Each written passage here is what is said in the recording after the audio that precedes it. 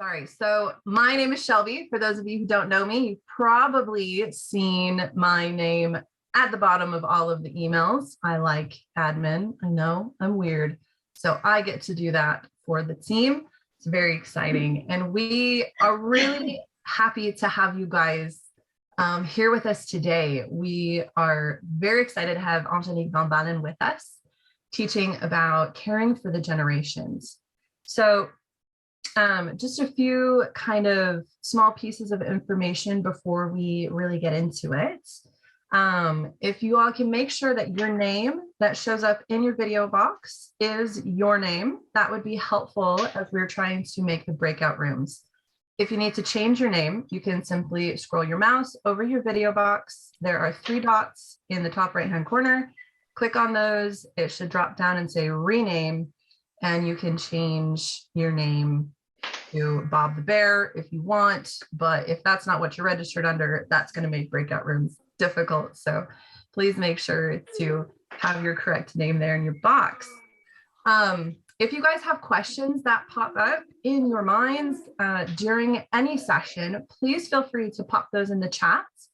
And during the breakout rooms, Angelique will go through and look at those and then take some time after to answer.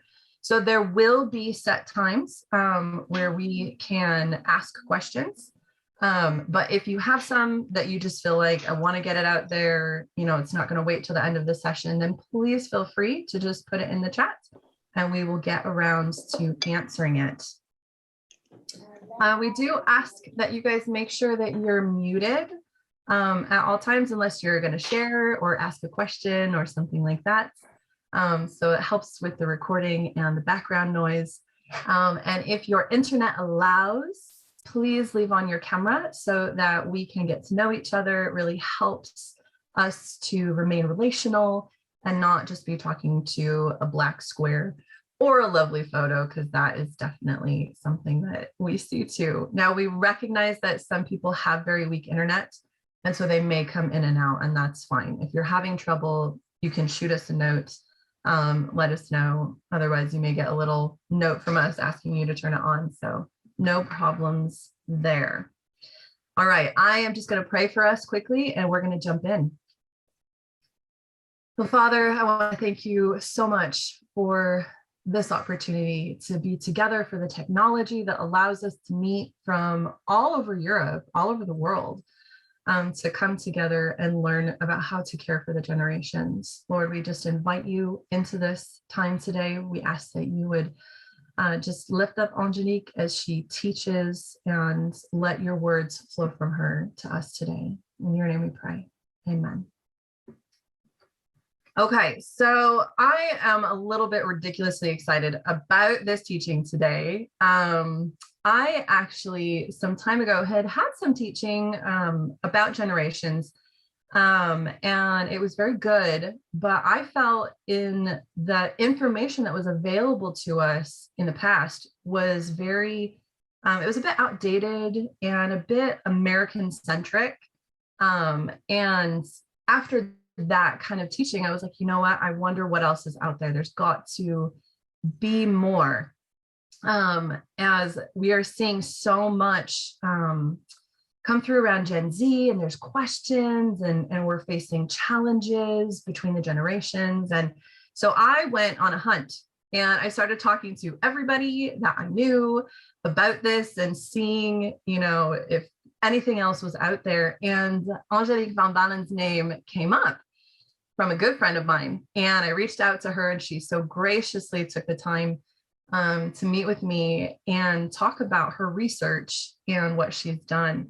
And so I'm very, very excited to have her here with us today, teaching a group that includes people from, I think our youngest participant is 20, and our oldest participant is in their 70s.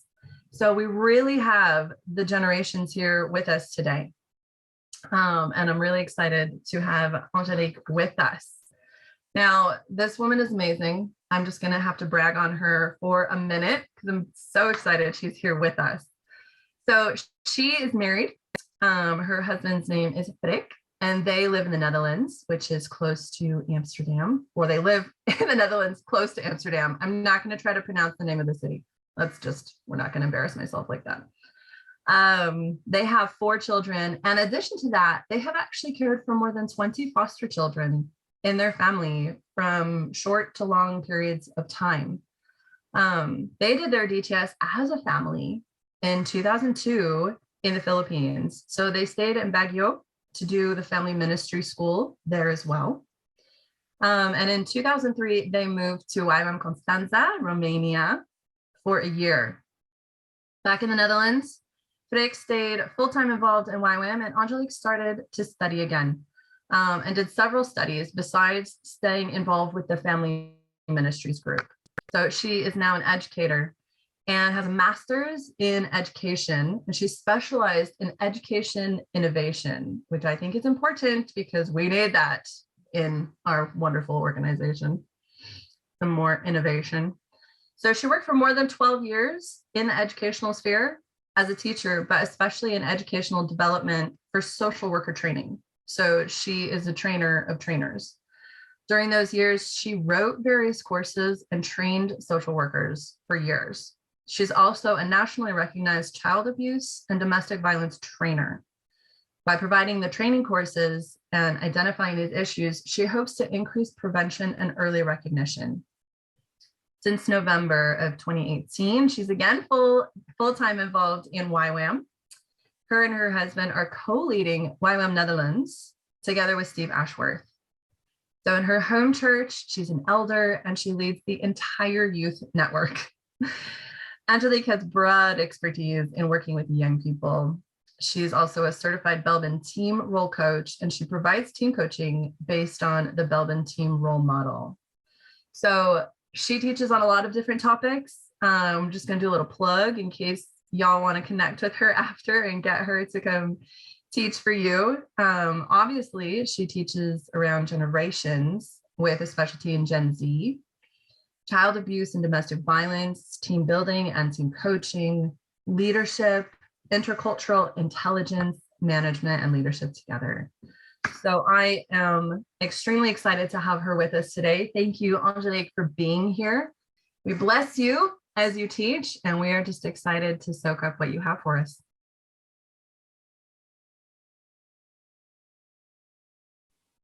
Thank you for introducing me.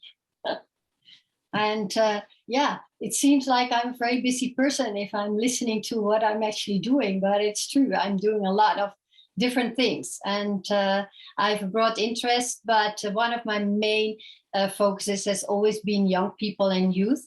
And yeah, I like to be involved in young people. And during my time as a teacher and training social workers, I came to understand and talk with different teachers that it seems like we are having a different generation. That's when I started to dive into Gen Z.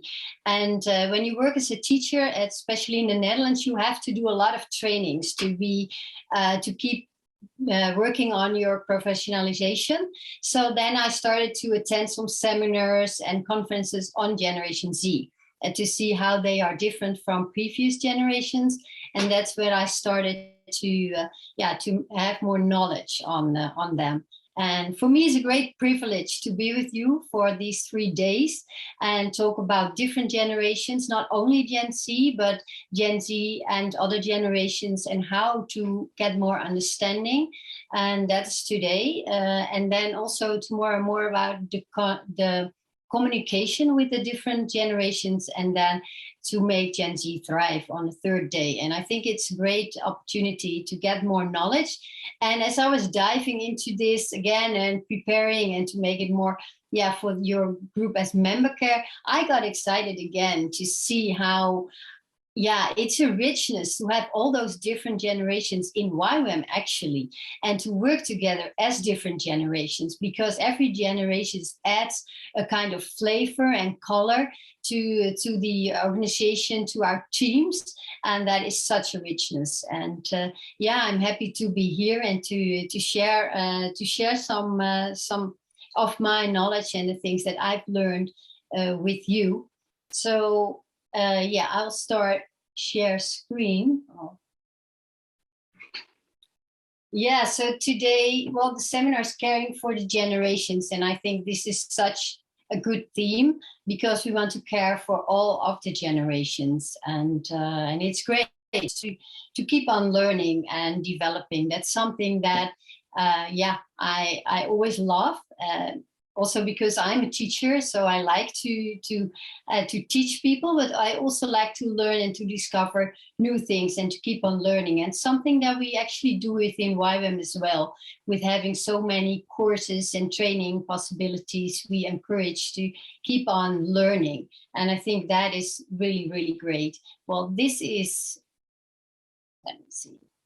Oh, sorry. Picture of our family, and we have 2 boys and 2 girls. And you see, one girl has a little different tent than we do. So she's one of our foster children that actually stayed with us. She came with us when she was 5, and she calls us mom and dad. And she's 21 now. She's the youngest, actually. Some of you might know our other daughter, Marisa. She is with YWAM as well. She was with YWAM Amsterdam for 2 years and then moved to YWAM Heidelberg, actually. She's leading DTS, just came back from outreach last weekend. We didn't see her yet because she's quarantining. She came from Albania.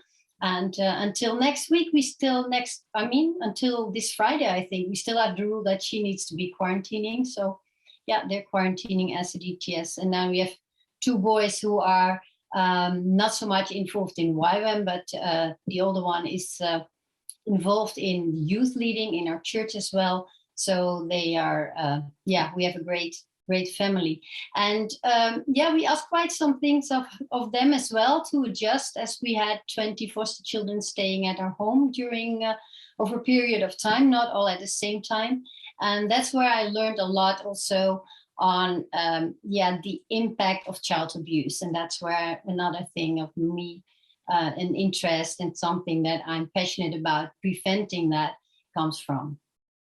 But I won't go into that today because that's a complete different subject. But as member care, you probably meet a lot of people that struggle with coming from abusive backgrounds. So that is something that we see a lot as well in YWAM happening. But today we'll look at the generations, understanding different generations.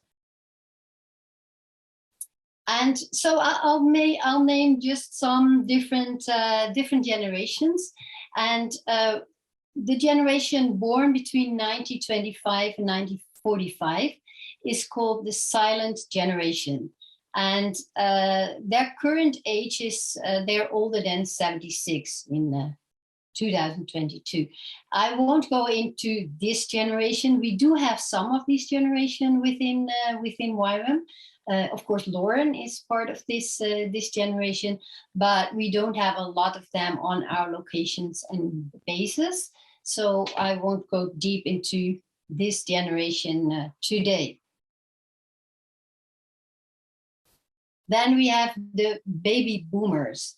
They're born between 1946 and 1964. They are currently between 58 and 76. And I'm just curious, if you are a baby boomer and you're here, can you maybe just raise your hand, or just, how to raise your hand and see how many of the baby boomers we do have here? Yeah, I see some hands raised, and yeah. Okay, yeah, that's nice. We see all the baby boomers coming up here.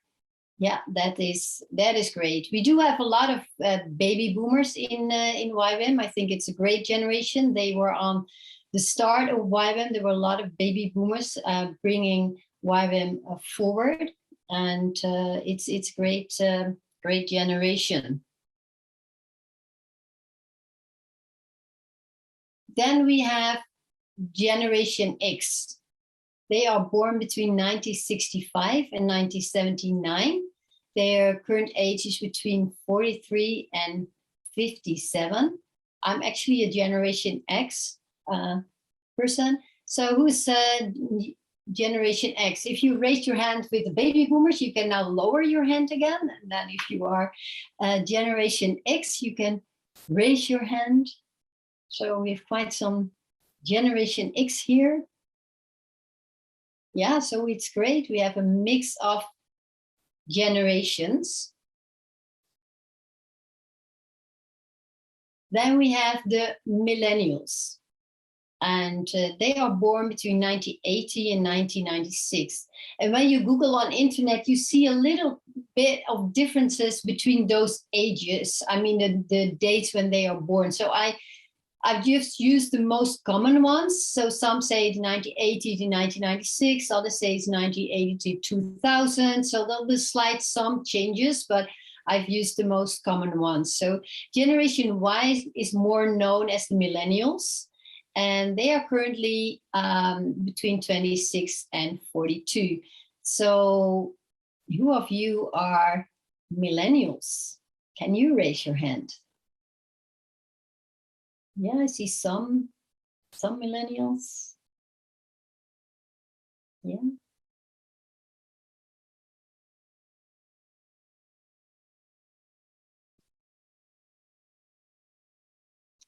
And then we have Generation Z, and they are born between 1997 and 2012.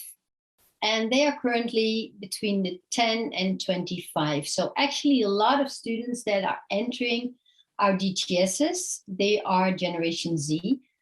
Not if you are on a crossroad DTS or a family DTS, then probably you have millennials entering the DTSs, but the regular DTSs, there's a lot of Gen Z entering the DTSs. And of course, it is a difference when you are at the edge of between Generation Z or millennial, then you have from both, you have a little bit of the characteristics.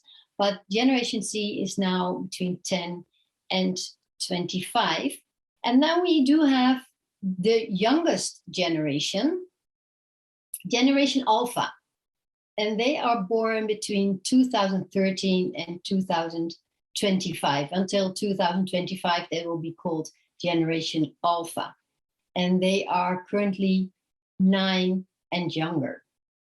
So we will dive more deeper into these different generations. But I want you to go in breakout rooms before I give all of some of the information, to see what you already know about these 4 generations. We'll focus on the 4 generations.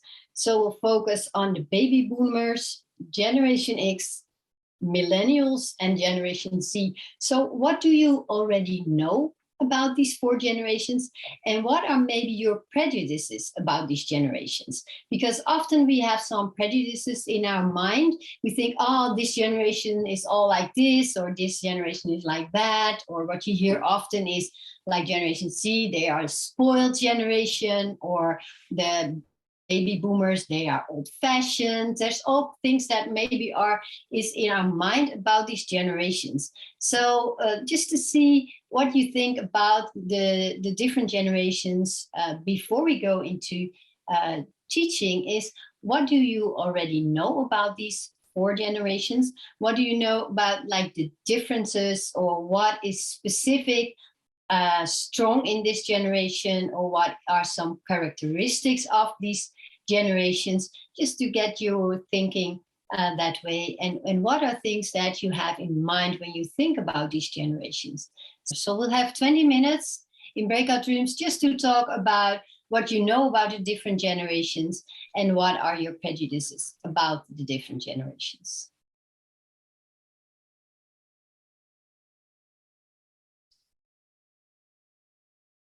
I would like to hear from your groups what you've been talking about, what you know, or what are some prejudices that are there. And we had 6 breakout rooms, so maybe from each breakout room someone can give just a short report back on what you talked about, how your conversation went. So who wants to start? Just unmute yourself and share what you've been talking about. I was in group 4. Yeah. And we were talking about how we see the differences and how each generation, they want to do it themselves. They want to figure out ways for themselves. And so there's a challenge of how do we pass on some of our experience and learning when it's not always wanted, but then also give them the freedom, embrace and welcome the differences that they bring and the skills that they bring, and how each generation has more technology. So they want to be on more, but we can also learn how to use that technology and how to filter that information from younger generations, and then, you know, help one another grow together more. But there is those challenges of, we all want to do it ourselves. And so then it's giving them the freedom for that, but then also how do we work as a team, because we have both of those values in our mission. Yeah, thank you, Patience. You're welcome. Another one. I can share from my group.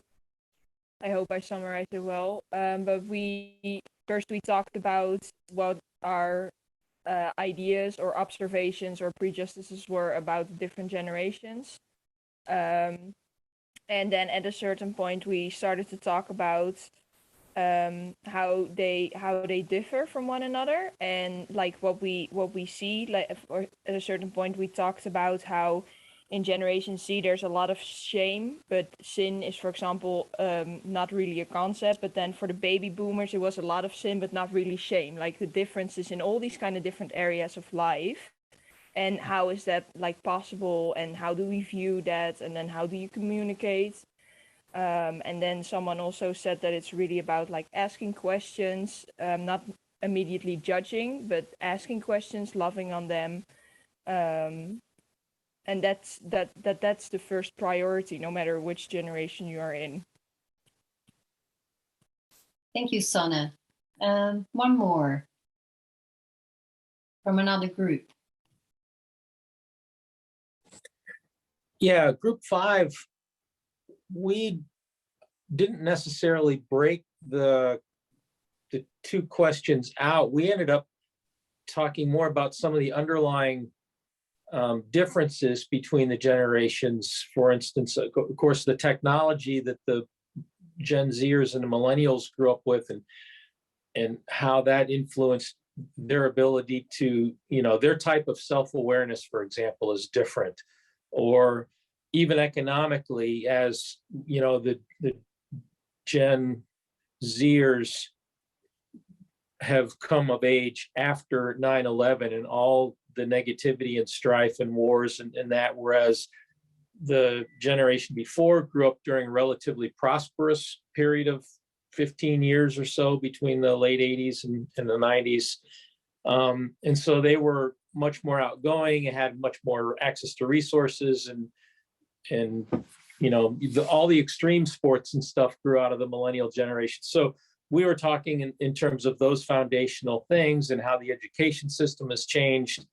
You know, critical thinking abilities have changed, just because the differences in the amount of information that us boomers, the silent generation, and the Gen Xers grew up with is so different than what the latest two generations are. That yeah, it's just really created that the technology has really created such a difference in how we view the world, in the way we connect is with other people is totally different. Yeah, that's so true. There's such a difference now with all the technology, and actually we're using it now as well, which is great, but it has a lot of influence on the generations. Yeah, thanks for sharing. Is there another one from another group? Excuse me, I think the first thing that came up for us was a different perspective on truth, and whether truth is more relative or whether truth has a absoluteness to it, and the huge impact of that on many things. Yeah, perspective on truth. Yeah. Well, thanks for sharing. I'll share screen again. And, yeah, it is important to see generations through the lens of the Bible. And we sometimes have prejudices on generations that could be that we see our generation as a good generation, and the other generations, we see all the weak areas and the things that we need to disciple them in, and things that are different or are wrong. But I think every generation has some uniqueness, and every generation has strong points, and every generation has also weak points. And it's important when you look to different generations and different characteristics of generations that you see it through the lens of the Bible, and also disciple through the lens of the Bible. I think that is really really important. And every generation is equally valuable. It's not that boomers are more valuable than Gen Z or Gen Y, but every generation is valuable, and every generation is unique and has opportunities and strength, and of course also weaknesses. And God is a God of generations, and it's great because we'll have generations before us and we'll have generations after us, and God is a God of generations. And as I was reading this psalm, I think Psalm 78, verse 4-7, it's so great. We will tell the next generation the praiseworthy deeds of the Lord, his power and the wonders he has done. He decreed statutes for Jacob and established the law in Israel, which he commanded our ancestors to teach their children, so the next generation would know them, even the children yet to be born. God is even the children yet to be born. He's looking towards the next generation already. So the next generation would know them, even the children yet to be born. And they in turn would tell their children. Then they would put their trust in God and would not forget his deeds, but would keep his commands. And I think this is great. We will all tell the next generation the praiseworthy deeds of the Lord. And I think that's something that he wants to share us. And he is a God of generations. And as I'm coming a lot from the generation of the spheres of society from the educational sphere, you see that a little bit of the influence in my teaching as well. So I'm also using some things that I've learned in that area. So we'll dive into the different generations now and share some about what are characteristics of these different generations. And the baby boomers, they are born during the post-World War II, the Second World War baby boom. There were a lot of children born right after war. And actually, they rejected and redefined traditional values. They were starting to somehow change the traditional values. They were young during the rising prosperity.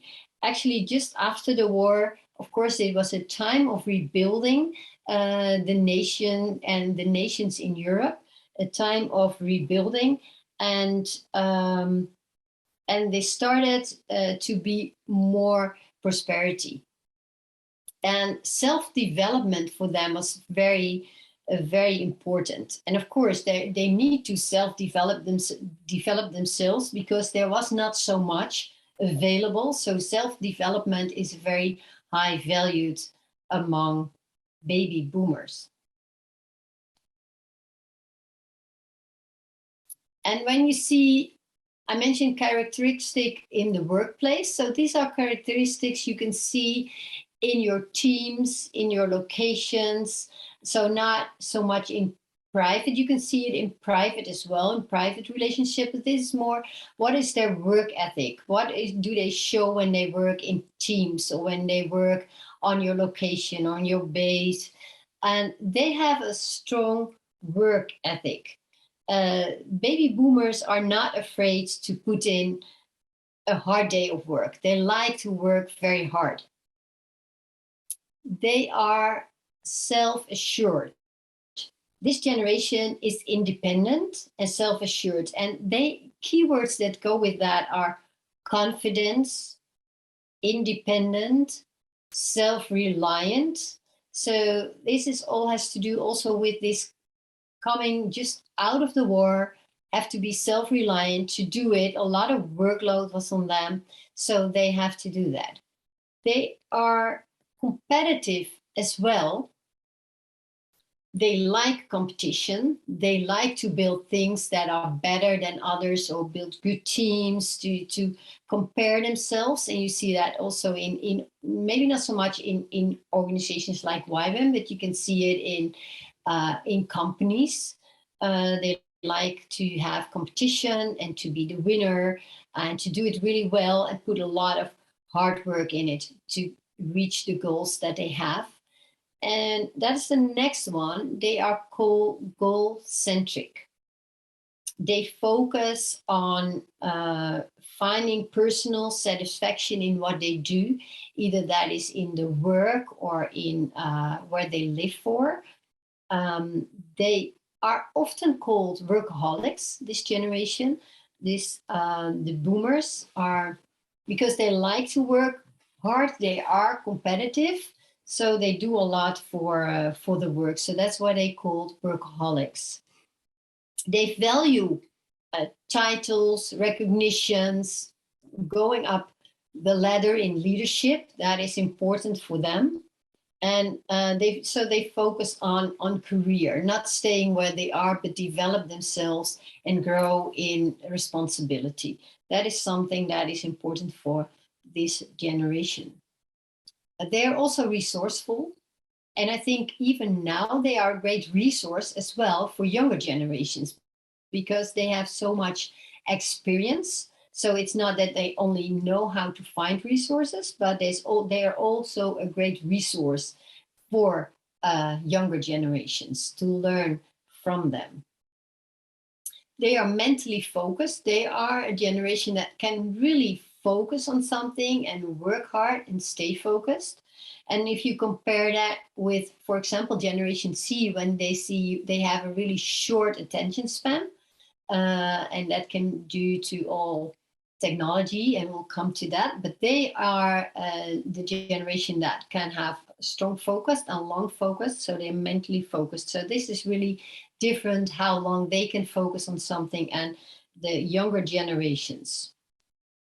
They are also team-oriented, and I think that is great. They are characterized as loyal people. They respect authority, and so that is good. They really respect authority, and they're good to work in team. They are like to be leaders, but also if they're not, they are just good, know how to work together as a team with respect towards others that are their leaders.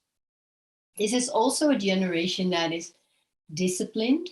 I think this also came from their upbringing, very disciplined upbringing, but also the discipline brought them where they are. The discipline helped them to rebuild the nations after World War II.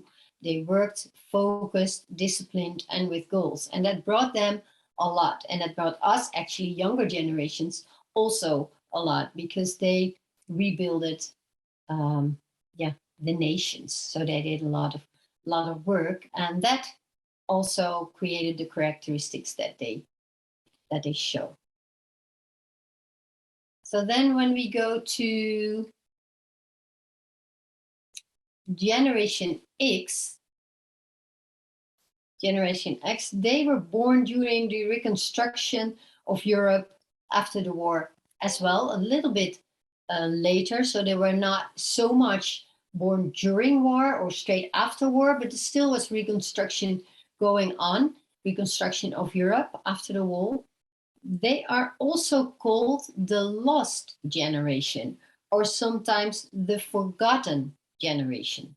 I don't know actually why. You don't hear so much about Generation X as well. You hear a lot about baby boomers and you hear a lot about millennials, but you don't hear so much about Generation X.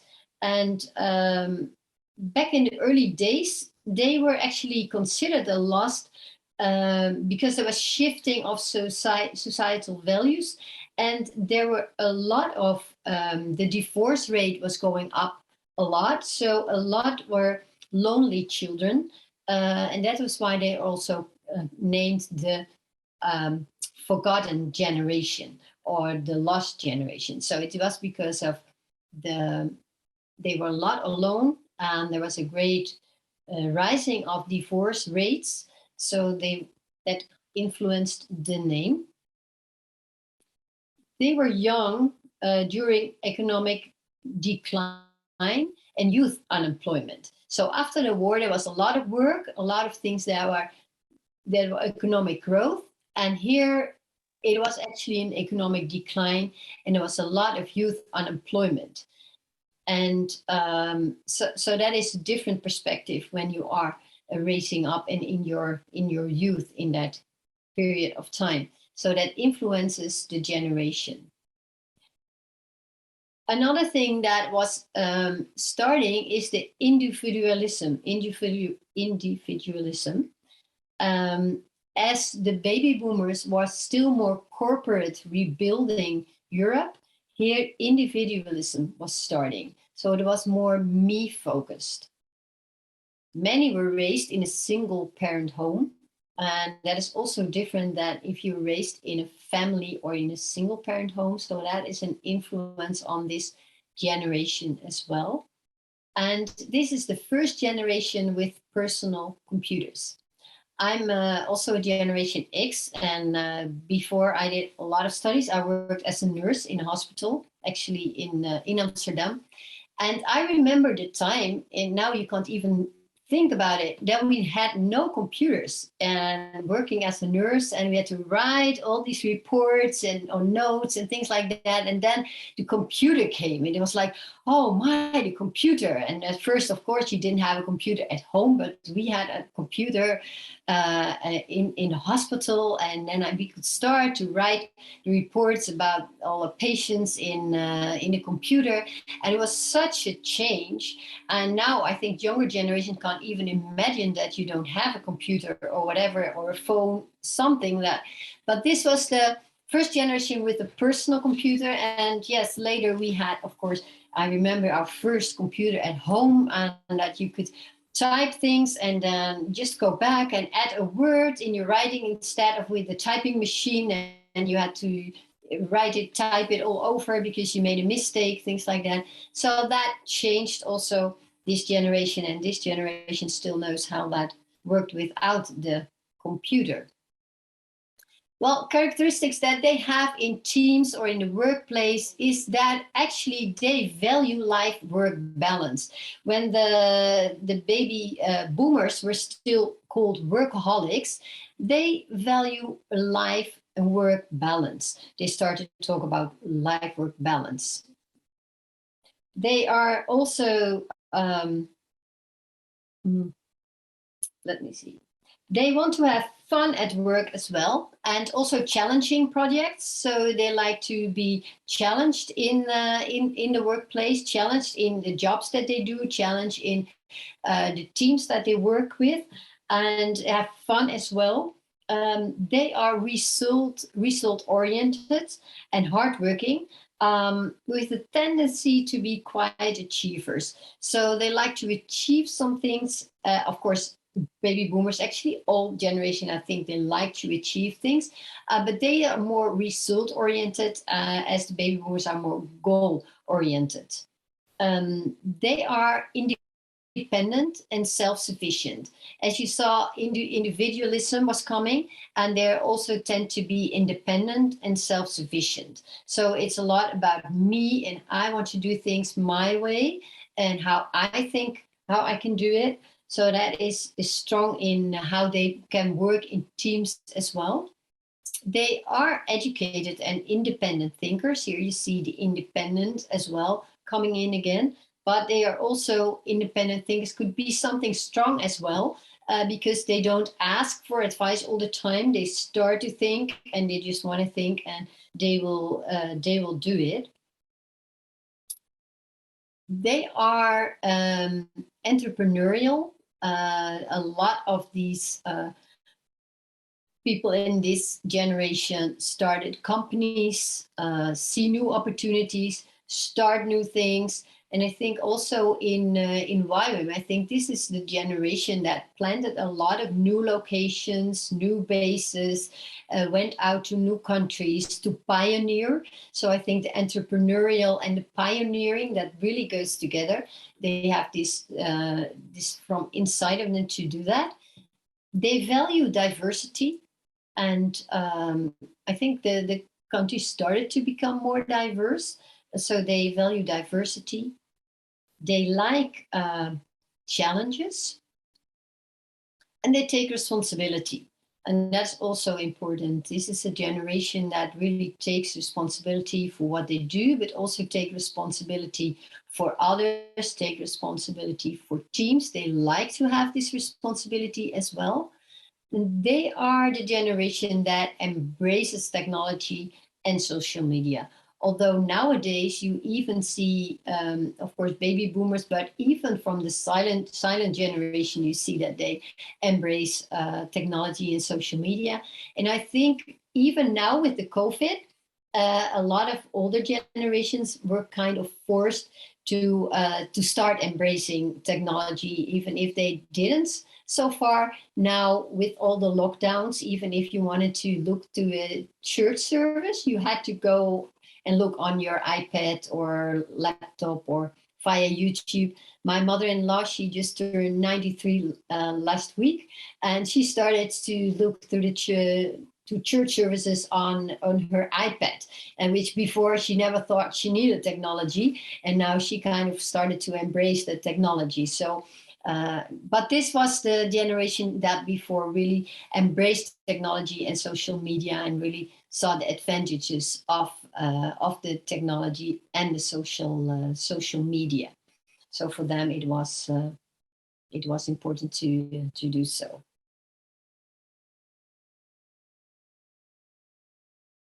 Then when we go to Generation Y, they're more known as the millennials. They are web savvy and tech savvy.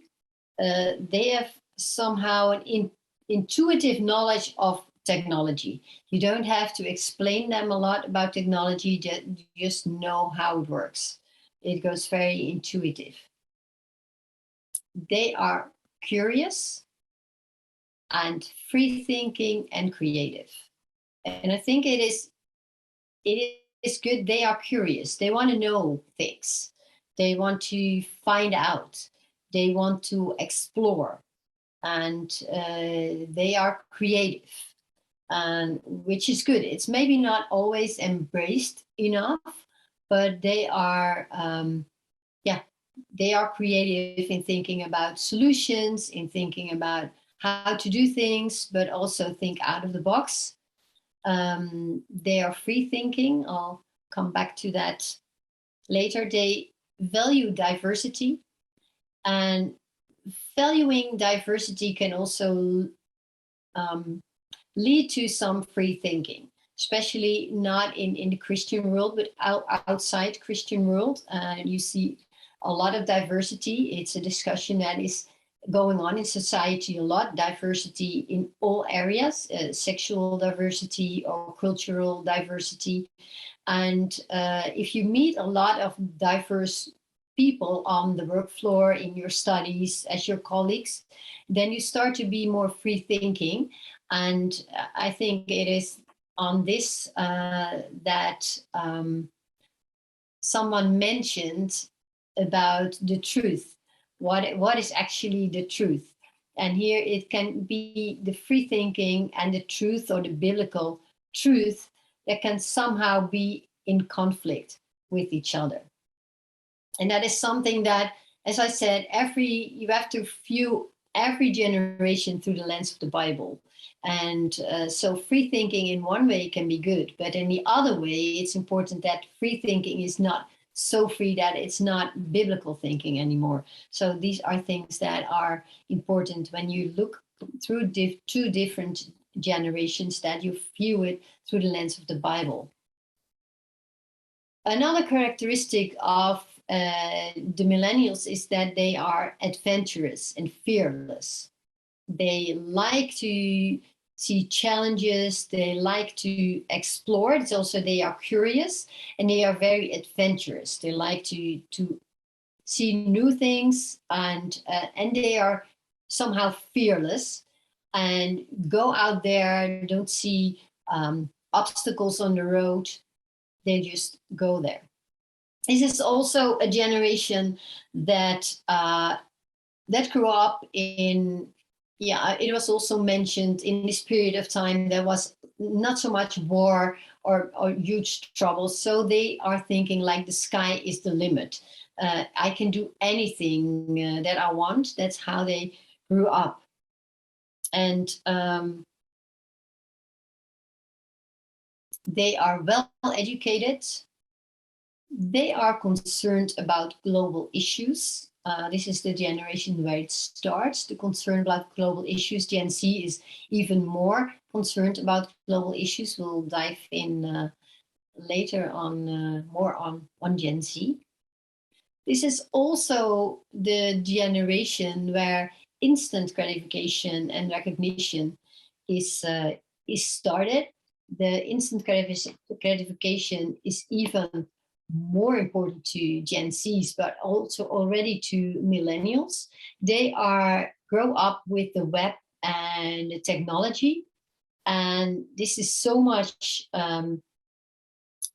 developed. So out of that, so much this instant gratification is developed. I mean, you want to have an answer to a question, you just go to Google, you have the answer. You want to order some clothes, you order it, it's delivered the next day. Even before, when they were young, it was maybe delivered in 2 days, but still it is, you want to have music, you go to iTunes or wherever, and immediately you can listen to the music that you want to listen to. So this instant gratification, this is also a generation, the millennials, that their parents were pretty much wealthy and they wanted to raise them. And if they asked for something, the parents would give it them really easy. As the generation before, the parents were more, okay, you have to work for it, you have to save your money, you have to wait for it, and then you get it. You don't get presents anytime, you get it on your birthday or with Christmas, but this generation grew up with a lot of presents all the time, which developed the instant gratification in them. This is a generation that likes authenticity and transparency. And this is a discussion. It is sometimes a little bit opposite to the life they live and the life that they show on Facebook and Instagram, which could not be all authentic and transparent. It's like what they want to show from themselves, how they make a picture of themselves, how they want people to see them. But actually, they do like authenticity and transparency. That is important for them.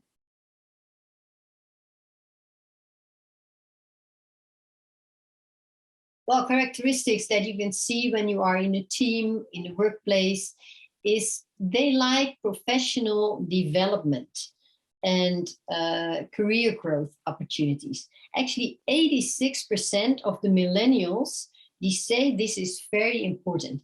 If they start somewhere, they want to grow, they want to develop, they want to see that there are opportunities that they can develop themselves.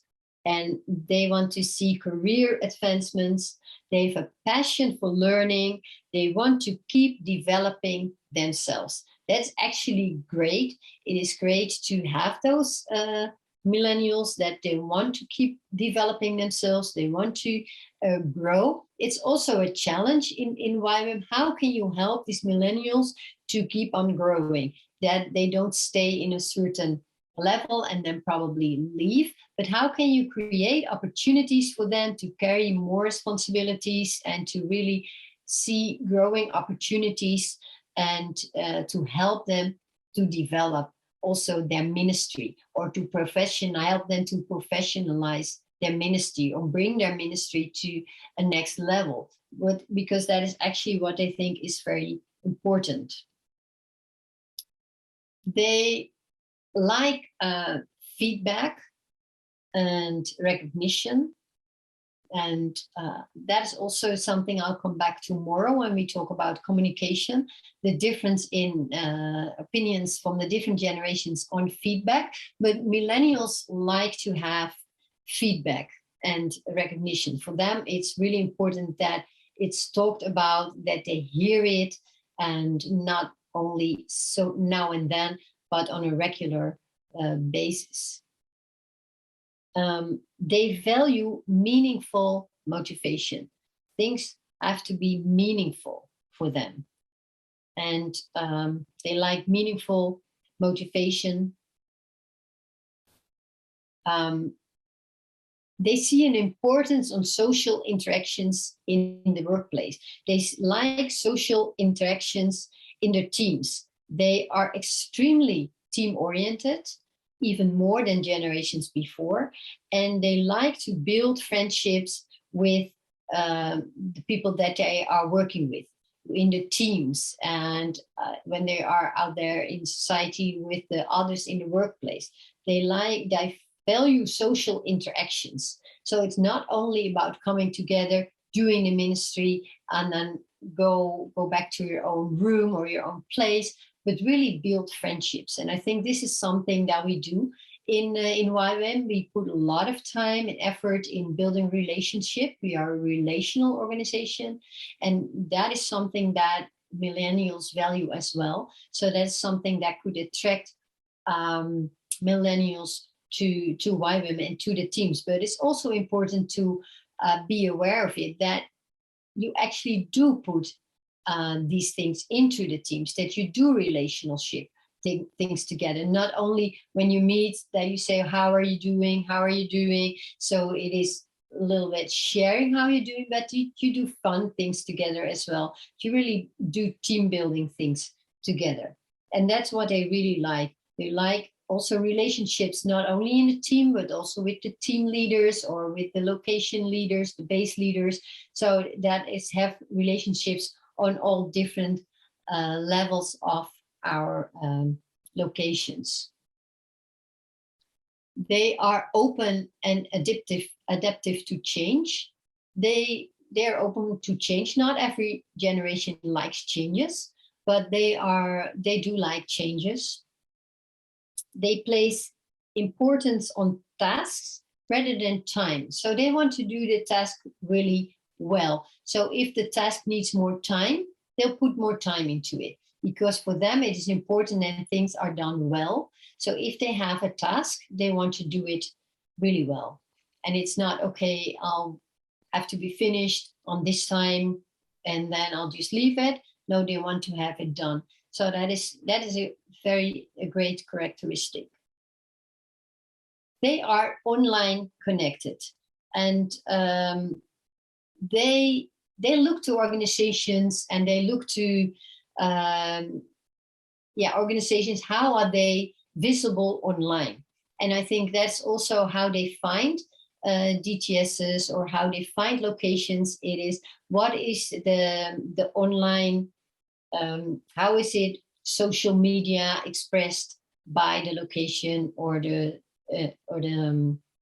base. That's what they look. They like to see the social media effective, and they think that if you're not out there as organization, as location, that you're not relevant. They want to be out there. They want to be out there themselves, but also as an organization, they think you have to be out there, and they are connected online.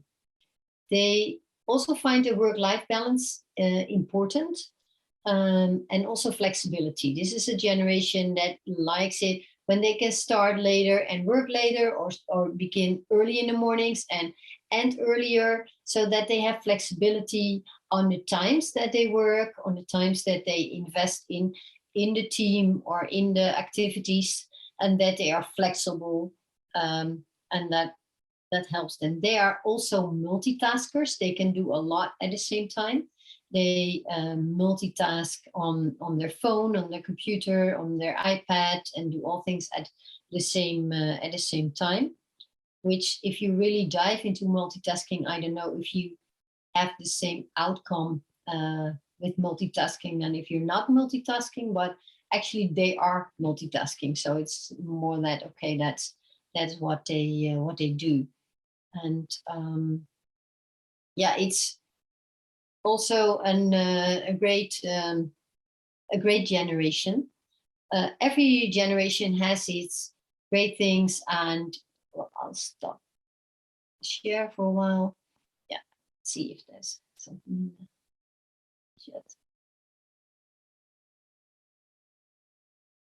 there was a question in the chat. We work with people from other cultures, migrants.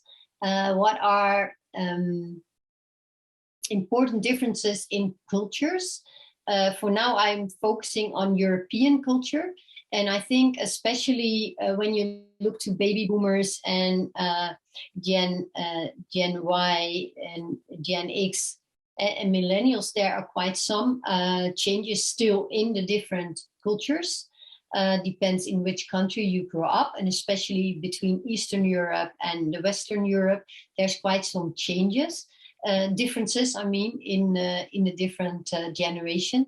When you look to Generation Z, and that's something that I'll come back on after the break, you see there is less differences because they're so much global connected, and they follow the same influencers, and they watch the same music, and they listen to a lot of the same things. That there is great connectedness, and there's a lot of things that are the same between Gen Z here in Europe and Gen Z in Asia and Gen Z in other parts of the world. So there is less differences than there are here in the other previous generations. But I've looked broad information, and that is something that is important to add. When I describe a generation like generation the millennials or Gen X, it's an overall picture of a generation. And of course, it depends when you are at the edge of a generation or the beginning of a generation, you still have influence from the generation before you or the generation after you.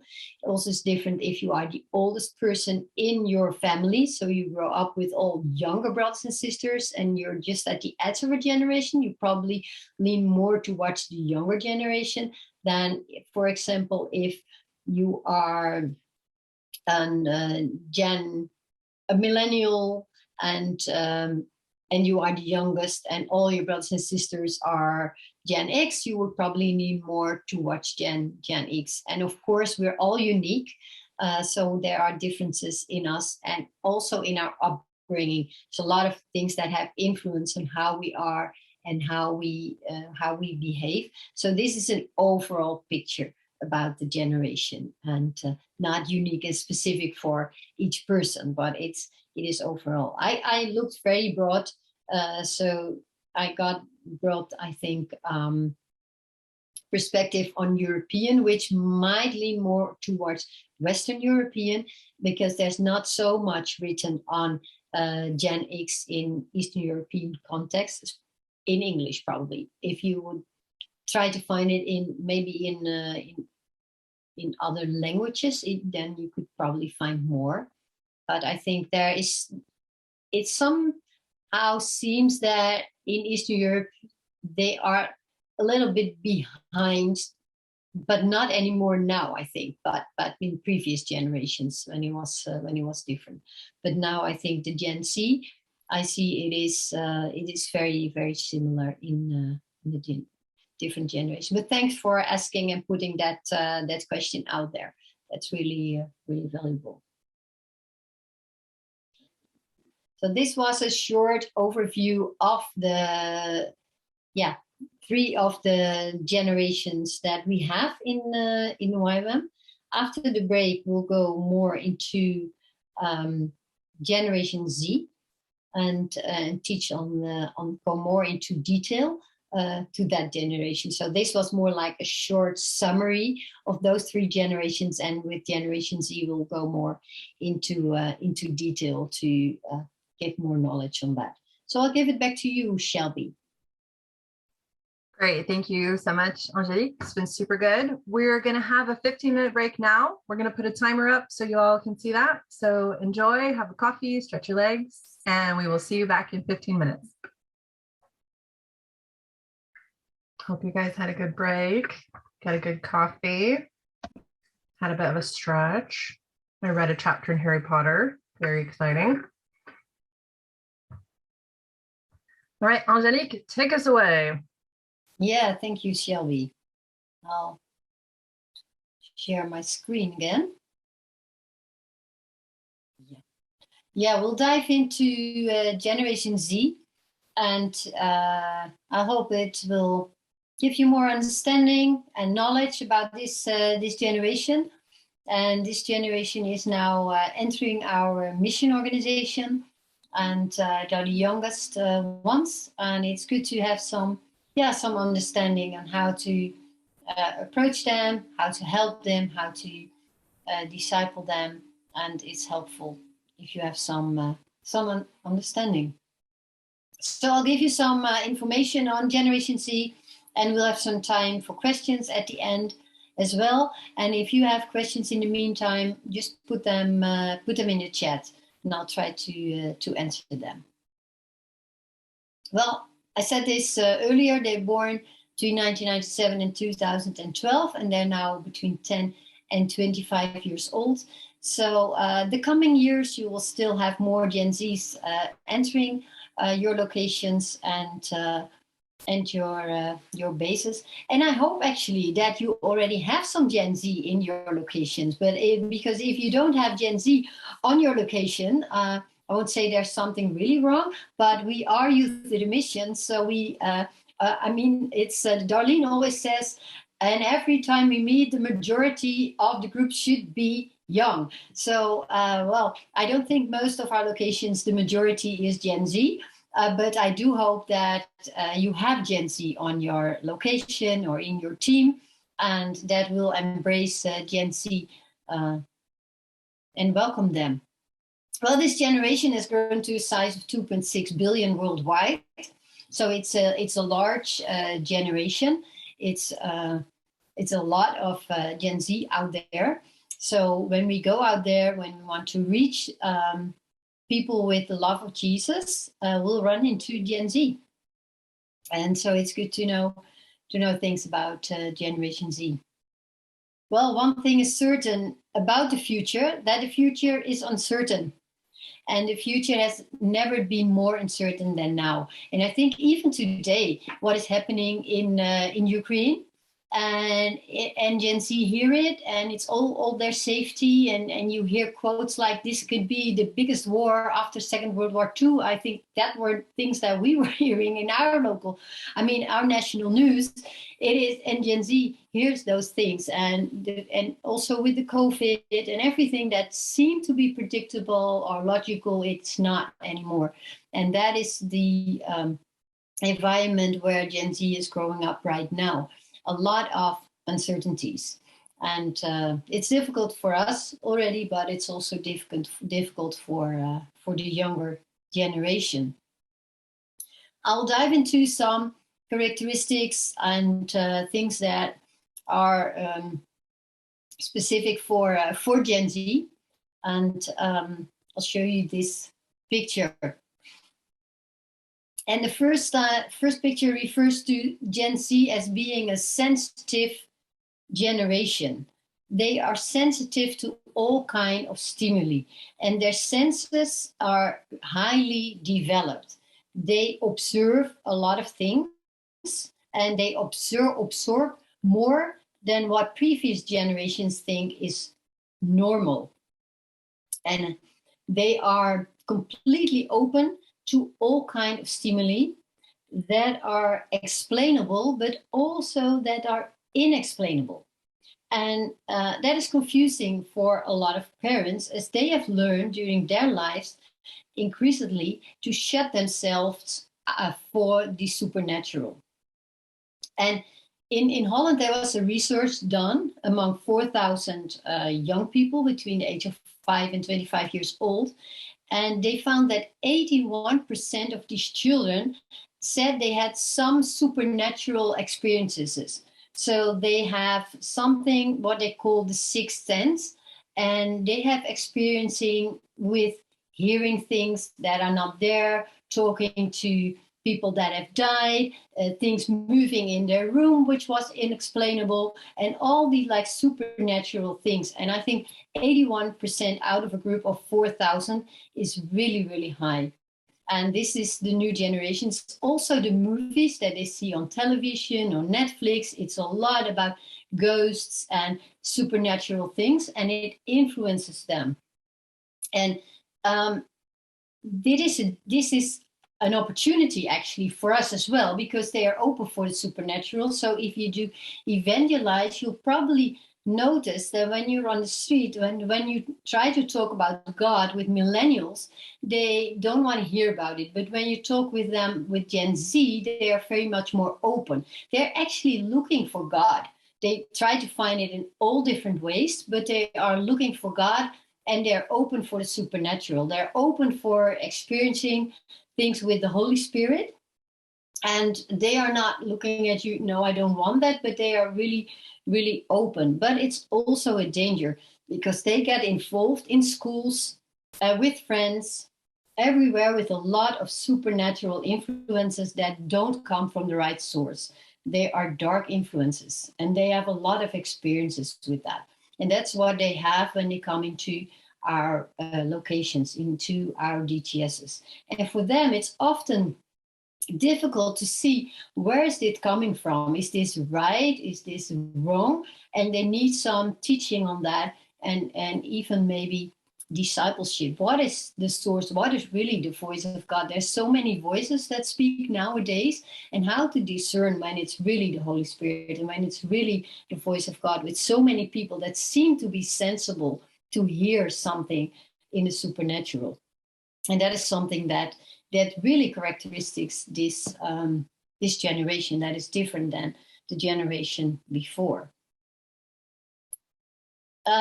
Also, this generation has a lot of life questions, and from a very young age, they have been concerned with life questions. Why do I exist? Where do I come from? Where do I go when I'm dead? What is the meaning of life? And even a lot of young people struggle with and ask themselves, what am I actually doing here? And you see it in now with COVID, it's even more strong. A lot of depression, and among especially also the Gen Z, they really struggled through the whole COVID crisis. But even before that, they were already struggling with these life questions. They seek in many different directions to find answers to these life questions. And to these children and youth, they explore all different kinds of conceptions, also about God. And they don't think that Christianity or any religion is old-fashioned. They are looking for religions to be somehow the anchor in their life.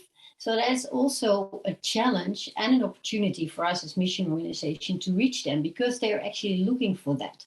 They are more and more children and young people who do not feel at home in this world. And you see that also in the whole gender discussion. They don't feel at home in this world, but they also don't feel at home in their being a girl, being a boy. There's so much to do with this identity in this generation, and they don't feel they belong even in the right body. So if you don't believe you're in the right body, what about being in this world? What about being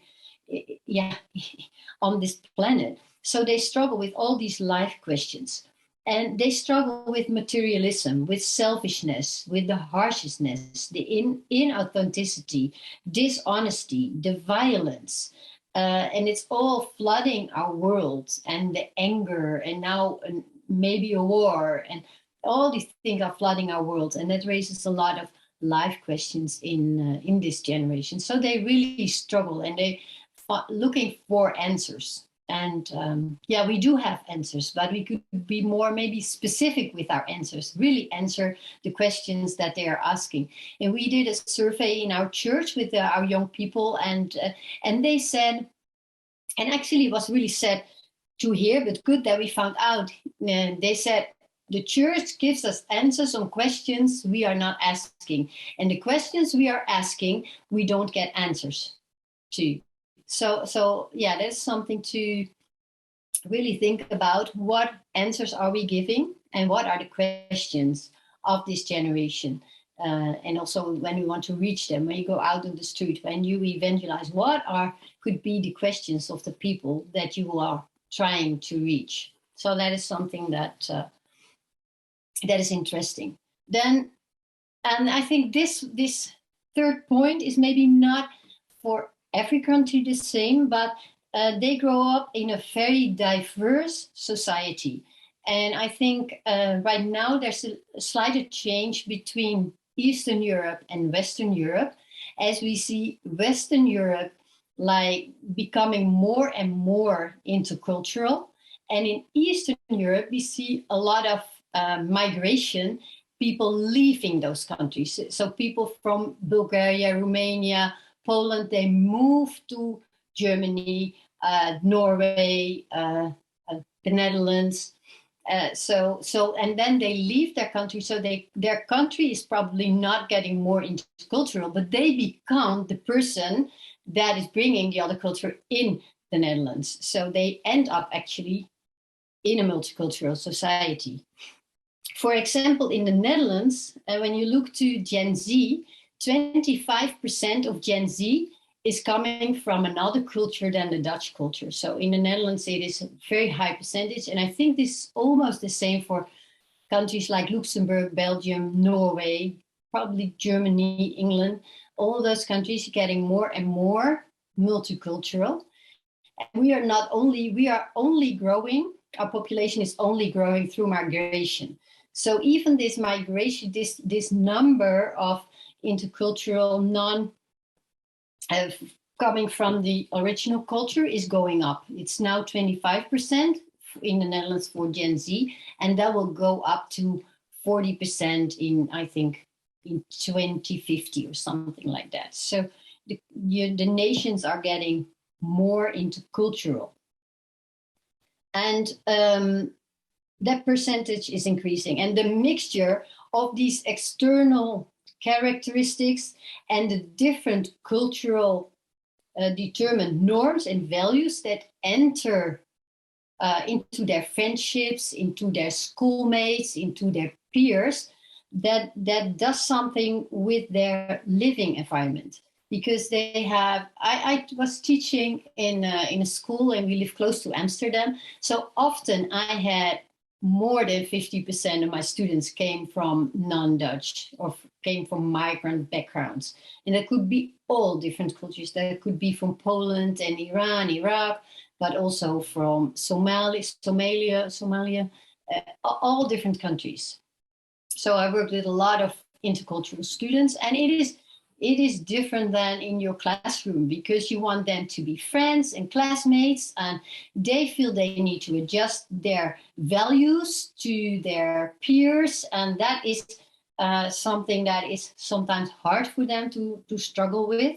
So there's a mixture on different cultures, and that environment forces them to be tolerant, because if you're not tolerant, you don't have peers, you don't have friendships, so you can be very, very lonely. So it forces them to be tolerant and open-minded, because otherwise, how are you going to connect with your peers? And then I'm not even talking about all the gender diversity that starts already on very, very young age with these children, in especially, I think, the Western European schools. And so they are also very sensitive to discrimination, and that is increasing in Gen Z. And you saw it with the Black Lives Matter, how that just flew over from the States to Europe, and all these Black Lives Matter demonstrations. And especially Gen Z, they are very up on top of that, because, yeah, of course, it touches them. It touches their peers and their classmates, and this is probably a little different for the different countries in Europe. Some countries are losing their young generation. So some countries are facing up to losing maybe 30% of their population in the next coming years. And that is overall the younger generation that is going to more the Western European countries. So that's a little different, but yeah. If they leave their country and come in another country, they will be the 25% with a migrant background. So then it will touch them. But that is the thing. Then Gen Z will soon be the most highly educated generation. It's a generation that the parents want their children to study and to keep on studying, and there's more possibilities for a lot of countries for Gen Z to study. So it will soon be the most highly educated generation.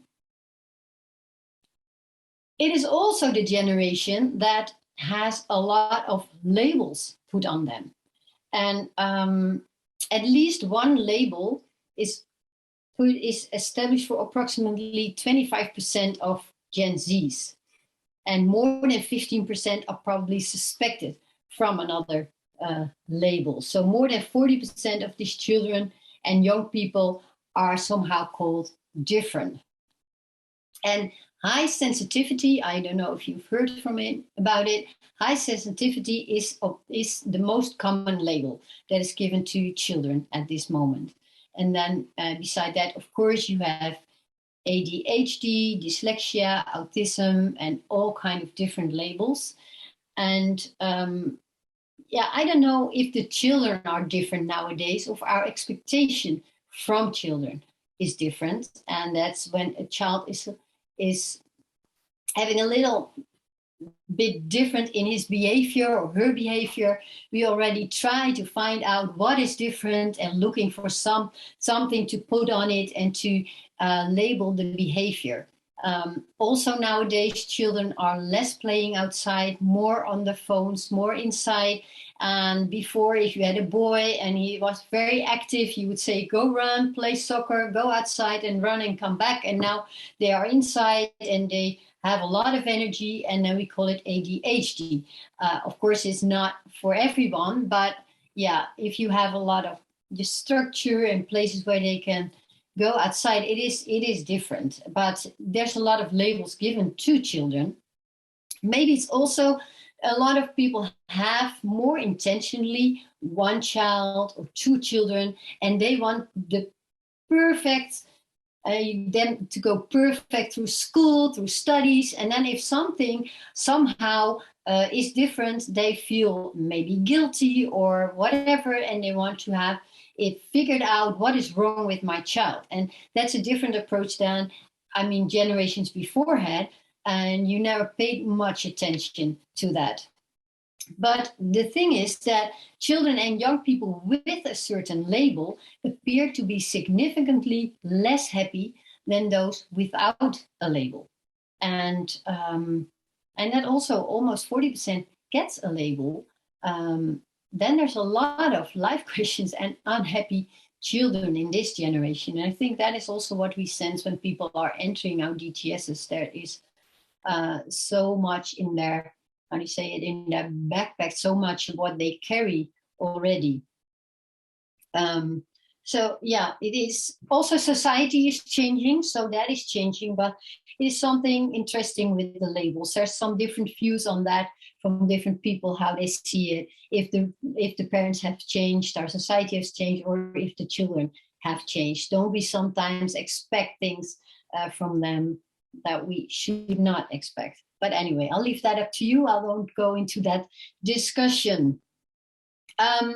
Internet, yes, of course, Gen Z grew up with internet. They are used to a constant flow of information, and they process information very quickly. They're ultimate multitaskers, and they don't use three screens at the same time, but they can use 5 screens at the same time. I don't know, they have everything. They have 2 screens and a television and a mobile phone and the WhatsApp, the laptop, and everything is at the same time on. They are used to having everything within 1 click. And if you have to go 5 clicks, or if the web page is too slow, they already close it. And they want to have everything in 1 click. And it's 1 click to the news, it's 1 click to music, it is 1 click to a product. And they think that these young people have spent up to 9 hours a day on their phone, according to research. And a lot of in-app, they are a lot of time in apps and a lot of on social media. And that is yeah, that is something that we see in this generation.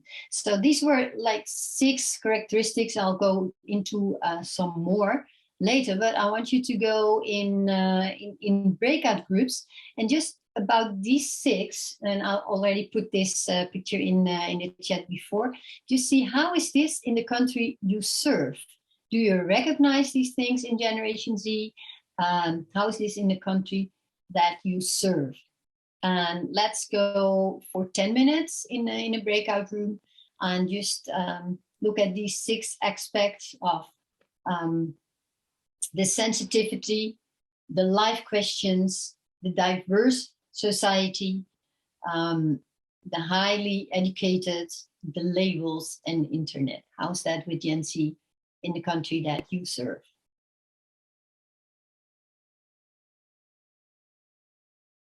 I hope you had a great time sharing on the countries, different countries, and how you see things happening. I'll go into some more characteristics about Generation Z. And Generation Z is a realistic generation. They do not believe in limitless possibilities as strong as millennials, where millennials thought like sky is the limit. They see, no, there are limits that I can reach, and they are more realistic. And it is that is always looking for the truth, both in personal relationships, but also in society. And only through transparency and honesty can you win Gen Z. Can you win Gen Z trust? They are looking not for these great stories, but they are looking for honest stories and transparency. And they like normal people with authentic stories. And that is really important. And they want to know what mistakes you made. And actually, this is a generation, and this is different than generations before. They want to learn from previous generations. And then the prejudices from earlier this afternoon, I heard, okay, every generation wants to find it out for themselves. How can we help them? Well, this is different with the Generation Z because they really want to learn from previous generations. And they want to, they're kind of risk avoiding as well. So they want to hear what mistakes did you make? What can I learn from it so that I don't make that mistakes? And I think this is really great, and it's a great opportunity in this generation. And they accept also much more and much easily than generations before that they can't do something, okay, or that they are not good in something. Okay, I'm not good in this, but I'm good in that. Okay, I'll just accept that. So they are more realistic, and this is a good opportunity. And I really saw that in school as well.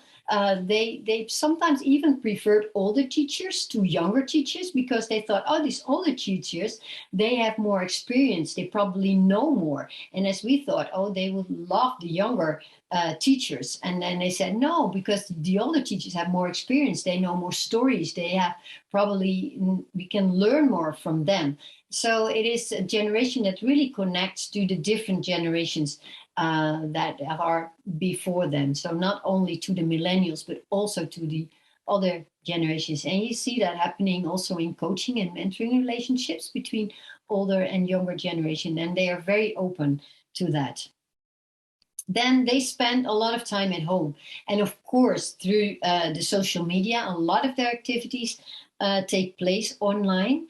And they are spend more time at home compared to previous generations, and they meet less with friends, and it is because, of course, their social life largely takes place online. When I think the past 2 years it had almost only taken place online, and they were at home, which actually creates, I think, quite some problems, especially in the countries that have had strict lockdowns.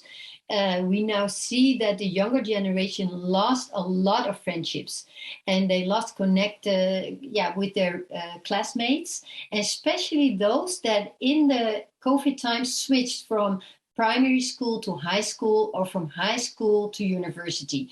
And they never connected with the new class, and they didn't stay connected with the friends they had on their previous school. And this is really, really a struggle. They are very lonely. And if they celebrate birthdays or other things, they don't even know who to invite because they somehow seem to have lost a lot of their friendships. And I think that is also a challenge for YWAM and the church. How can we have these young people reconnect to real friendships and not stay at home? And they had to be at home, but not like stay at home and have only like online friendships. But it was already going on, that trend. They are risk avoiding. The millennials, as I said, they were fearless and adventurous. And actually, this generation is avoiding risks. And they are aware of the effect of drugs and of smoking, and they choose more for stability and security and safety. Also, this is the generation that grew up when they ride a bike as a kid. They were put on helmets, and parents are way more protecting with this generation than parents had with the previous generations. And they drive their children everywhere, and they protect them as much as they can. So they are not so much exposed to risks, and they start to avoid risks. And they are some also more aware, for example, on how they handle their money and all these kind of things, but they are more risk avoiding. What you see a lot, I heard from some that are in DTSs, also when you go on outreach, like previous outreaches, you would just say, oh, we'll go there, and they were all like excited. They didn't need to know a lot of information. And now when you go on outreach, the students want to know everything. Is there a laundry machine? Where can I buy this? Is there a shop nearby? And they want all details that outreach leaders say, I don't know all these details. Who cares about these details? We're going on outreach. But they want to make sure that they know everything already, where they're going. So before they're even there, just to build in some security and not unsurprised things that are happening, but be prepared. And so that is different. There's a big difference between them and the millennials, who were a lot out of and exploring and fearless, actually. They are hard workers, and they have a great sense of responsibility and also environmental awareness. They are hard workers, and sometimes you don't see it, but they are also, and that is also comes with their risk avoiding. They want to know what you expect from them. They want to do everything, but they want to have clear instructions. What do you expect from them? And what do you want them to do? They don't want to make mistakes, so they want to make sure that they're doing it right. If they feel that they will fail, they probably won't start. So that is the thing, because they are risk avoiding. They don't start if they think, I'm going to fail. And that's what you see sometimes. And then you think they are not hard workers, but they do want to do it, but they need more clear instructions. As the generations before were like, okay, don't tell me anything. I'm just going to try. If it doesn't work, I'll come to you for instructions. This generation is, please give me as much instructions as you can and as much details as you can, and then I'll do the job, because then I know I right. They have a great sense of responsibility if they get it, but also with coaching and feedback, because they want to do the job right. They have this environmental awareness, and sustainability is the keyword for this generation. And if something isn't good for the world, then it's losing meaning for them quickly. And they also develop a negative attitude towards organizations that are not concerned with sustainability and within how they do their business or how they organize themselves. And yeah, how are we dealing with this at YWAM, we're not so much talking about sustainability on a lot of locations, it's not so much a topic, but with this new generation coming in, it is a topic, and it's something that it is valuable to talk about it. And also, how do you do as a mission organization and sustainability? How does that work together? And there are quite some opportunities. And for example, a lot of locations probably have the care closet. That's where you can get, clothes for free.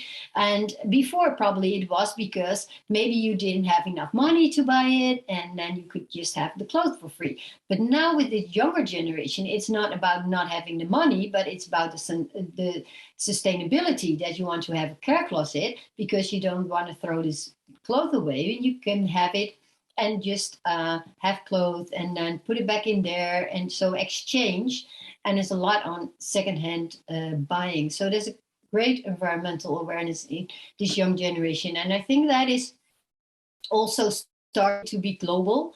Some countries a little less, but I think it will follow as well.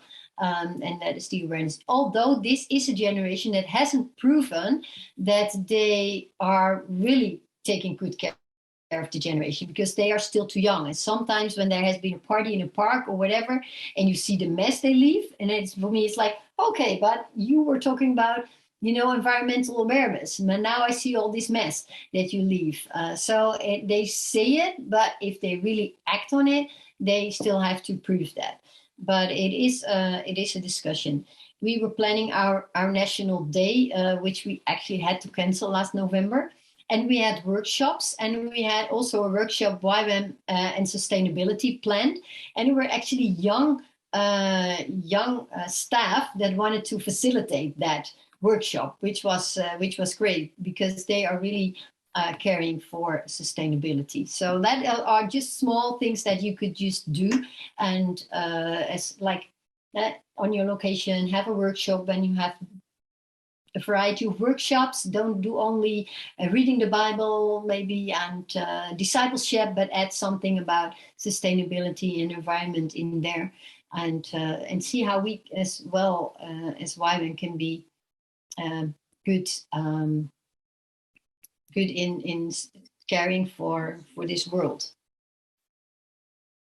Well, this comes back, equality, open-minded and tolerant, to what I already shared on the intercultural society, but also hierarchy and authority don't mean much to Generation C.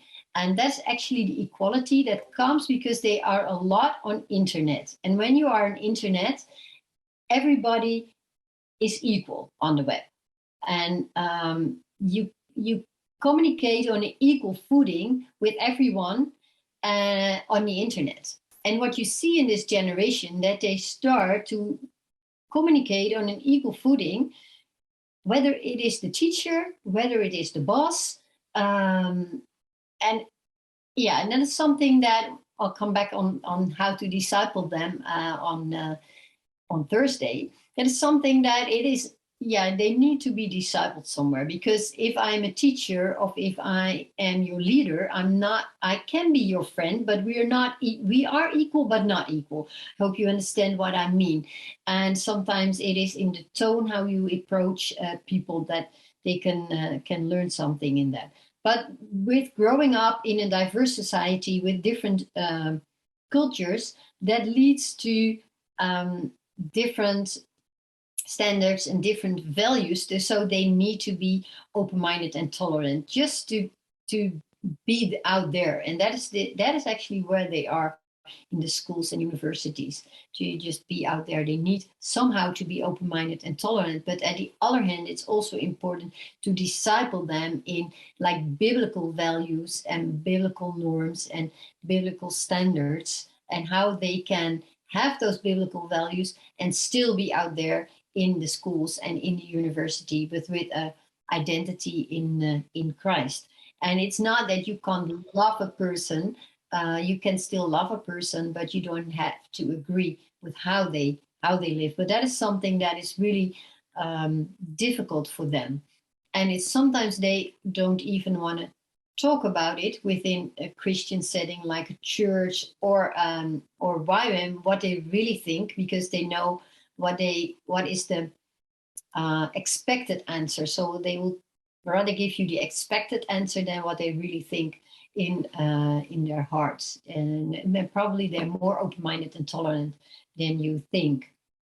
They've grown all these, also the traditional layouts overboard. They think male and female, they are equally, they can do the thing. Men can also be feminine and vice versa. That's what they see.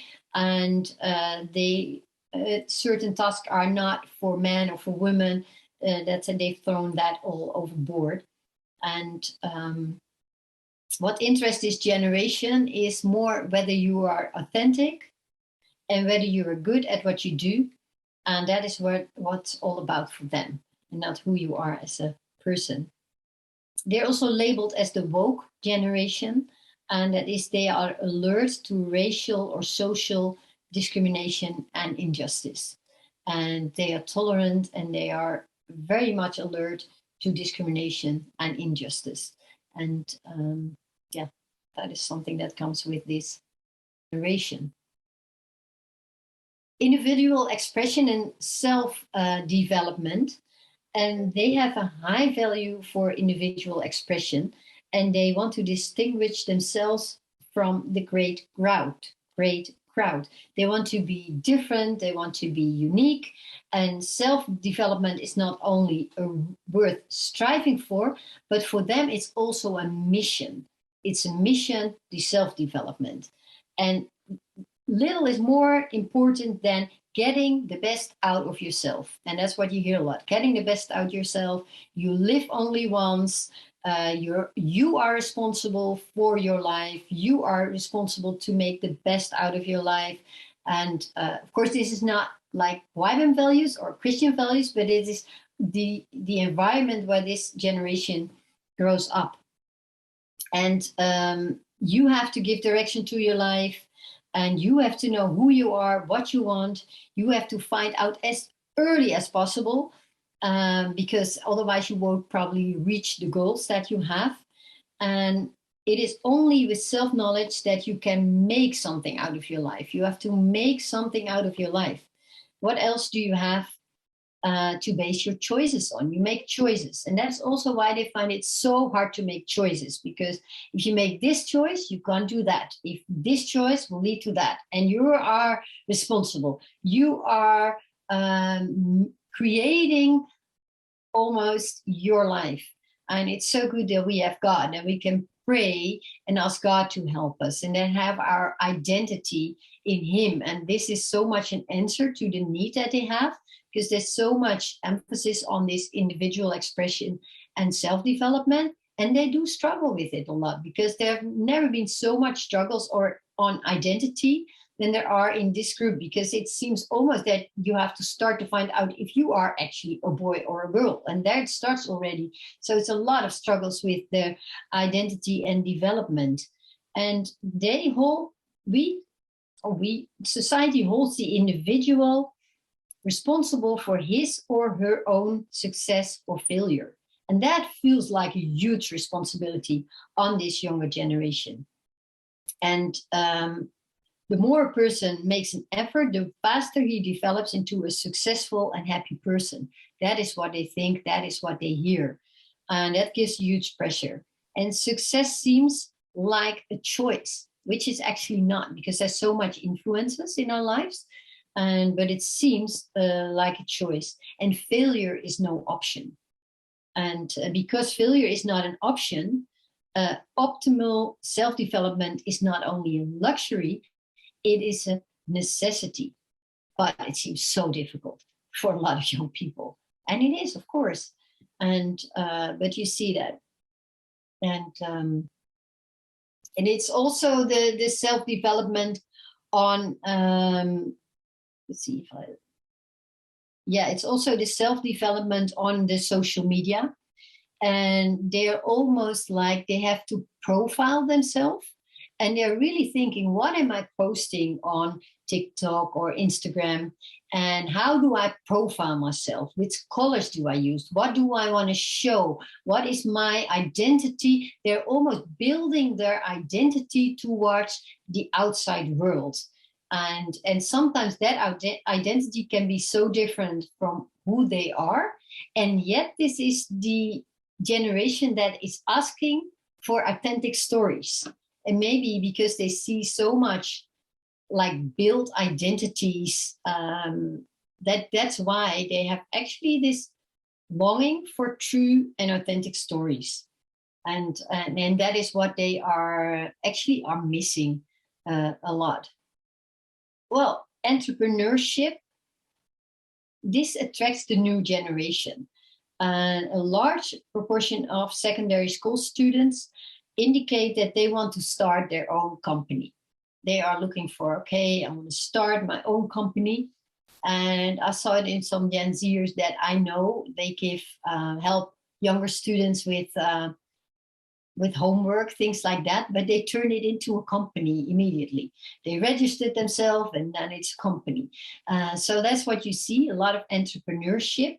And you see also in this generation that is more and more the girls that take the lead already in school, and they study and they are working in working groups, that girls take the lead and that they start and take initiative. So you see a lot of initiative and entrepreneurship starting. Short attention span and fast on internet.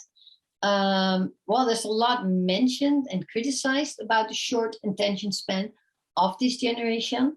They often absorb a lot of information from the web. One thing with this short attention span is also that they prefer videos to books, or they prefer podcasts to books. This is a generation that reads less. And also things that they watch, like they do a lot on YouTube, also needs to be short. So the information needs to be short, and it has to be a lot of information. It has to be concrete but short. And I saw this as a teacher, as before I sometimes showed my students documentaries from 40 minutes, and they would just watch it and be quiet. And then with this generation coming in, even 15 minutes watching a video is already long for them. With content, they want it as short as possible. So this is really something that has changed their attention span. And they are fast on internet. They know how to find things fast, and internet has to go really fast as well. I shared before, if internet is not fast enough, they will complain. They won't return to this page, the web page. And it was funny what you already shared in the break, Shelby, that you chose your GTS based on the website.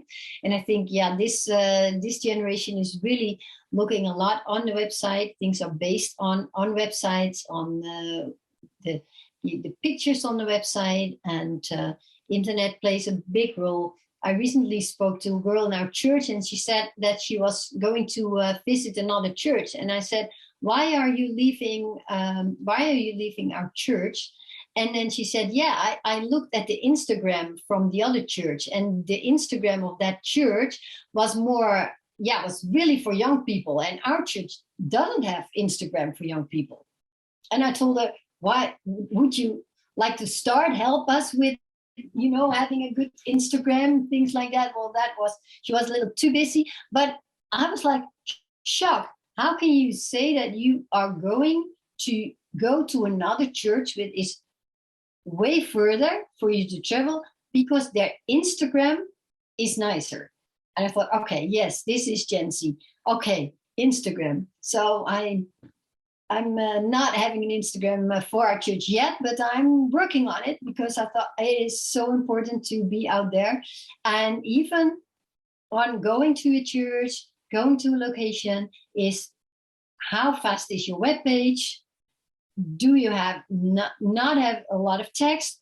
have short video clips out there, not like huge long testimonies of DTS students, but short, like 1.5, 3 minutes, not 15 minutes. Rather having 10 different ones than all typed together to one long video. So that is so important, and that's how they view internet, and have their short attention span. Although when a subject really touches them, hits them, has their interest, of course, then they can dive in it for longer and watch longer videos or programs on it. But that is something that is important to know. Instant gratifications.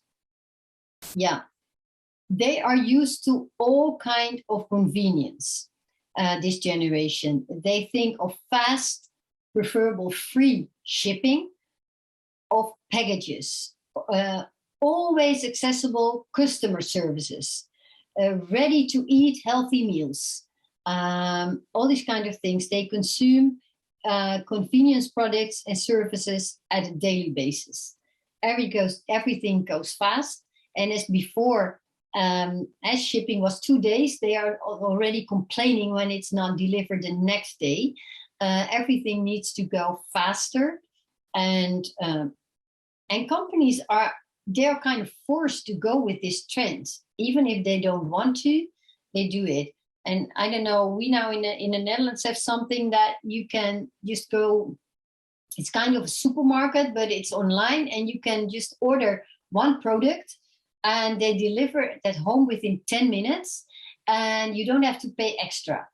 And I have the girlfriend from one of our youngest boys. She's 22, and she said, "Yeah, I use it, and I feel kind of guilty because I live only 1 minute walk from the supermarket.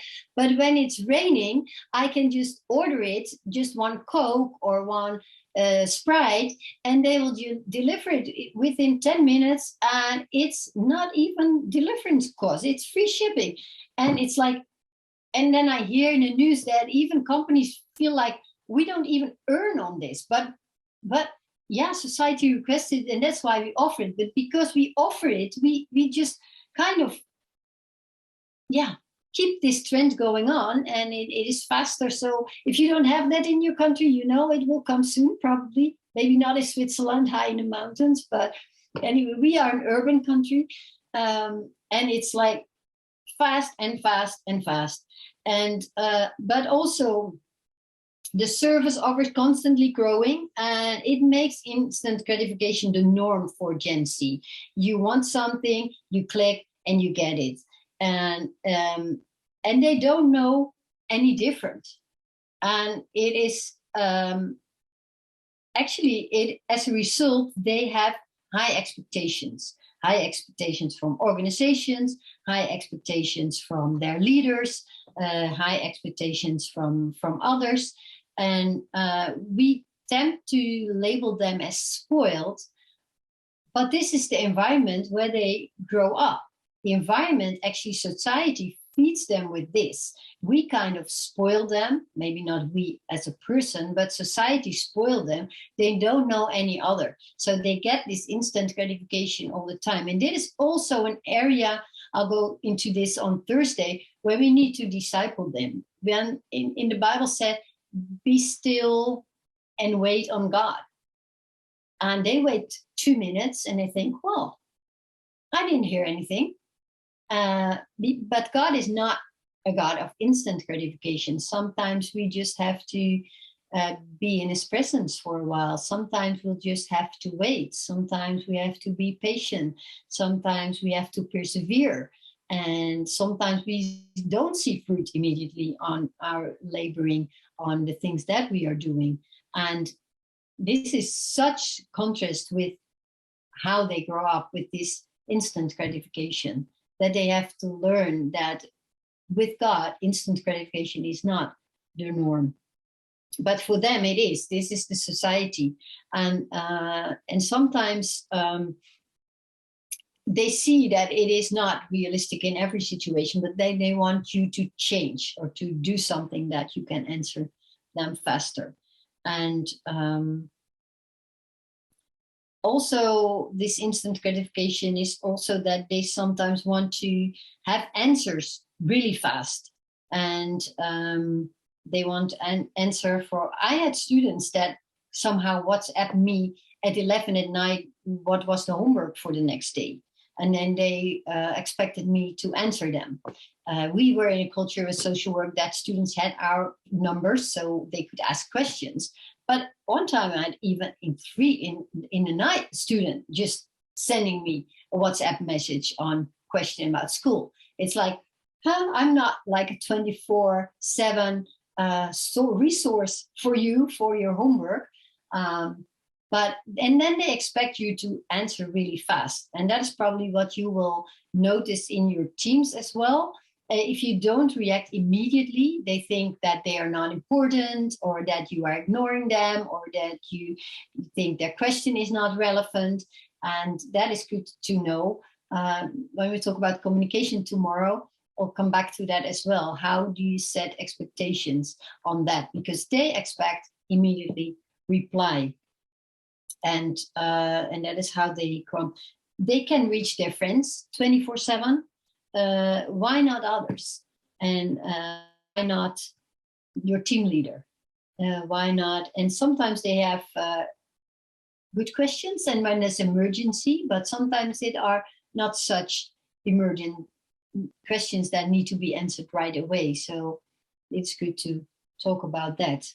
But that's because the influence of this instant culture. They have high expectations also in the responses on their questions. They are world citizens. I already mentioned it. And they are true world citizens. And they follow the same influencers. And they listen to the same music. And they watch the same social media. They are connected all over the world. They play online games with people from all over the world. And their online social identity is also strong. And place and time do not play a role on the web. It doesn't matter where you're from, you connect on the web. And they are very much globally oriented. And I heard this sentence: they have more in common with peers on the other side of the world than with older generations in their own place. And I think that is something to think about. They have more in common with peers on the other side of the world than with older generations in their own place of residence. So they have a lot in common with people all over the world. And that is something that is really, really different than previous generations.